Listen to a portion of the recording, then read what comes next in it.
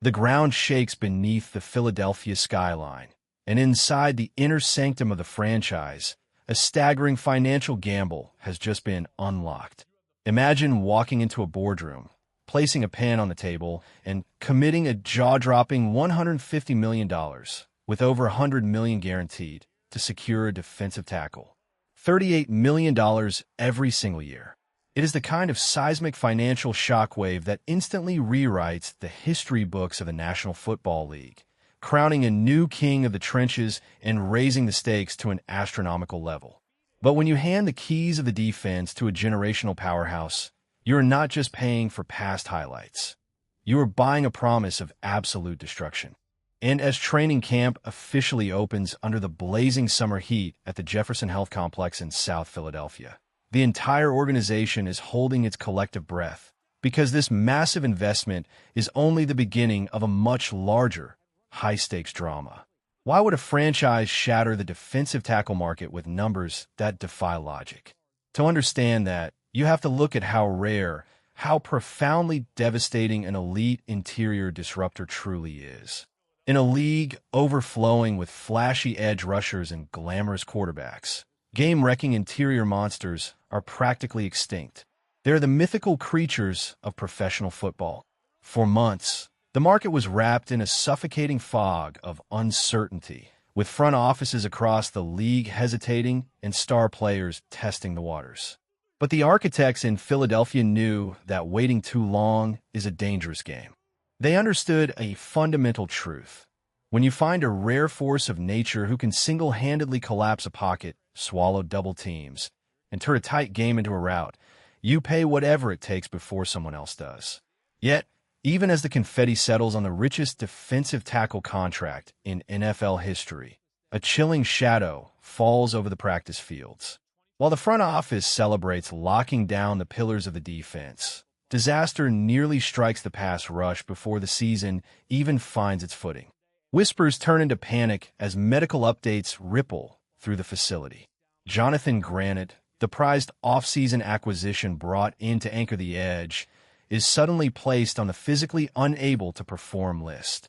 For the uninitiated, training camp PUP lists are not a death sentence. Players can walk off them at any moment, but the underlying cause sends a shiver down the spine of every fan in the city. A shoulder injury. The exact same vulnerability that haunted him through a grueling campaign last year, leading to off-season surgery. Add in a sudden pectoral strain picked up during heavy lifting prior to camp, and a terrifying question emerges. Is this elite pass rusher dangerously brittle? Think about what is at stake. This was supposed to be the masterstroke of the offseason, the veteran stabilizer designed to prevent a repeat of past defensive nightmares. Remember the ghost of seasons past, when major investments on the edge turned into complete disasters. The franchise cannot afford a replay of that heartbreak. If Granite's body breaks down under the relentless grind of a 17-game war, the ripple effects will tear through the entire defensive structure. Behind him, the margin for error shrinks to zero. While young talents like Jalix Hunt and Nolan Smith flash immense potential, losing a proven trench warrior exposes the entire depth chart. Suddenly, the pressure shifts entirely to the supporting cast, and the whispers in the locker room grow louder. But wait until you hear how the coaching staff plans to manage the mounting chaos behind center, because the battle for the backup quarterback role is turning into an absolute tactical chess match. Step inside the quarterback room, where a fierce, high-voltage competition is quietly boiling over away from the glaring lights of the main stage. When head coach Nick Sirianni steps to the podium, he drops a fascinating revelation. The race for the crucial QB2 spot is a dead-heat war between veteran savvy and young hunger.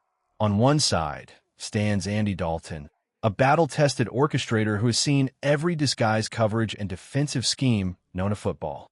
Yet, during spring sessions, that vast experience came with a dangerous cost.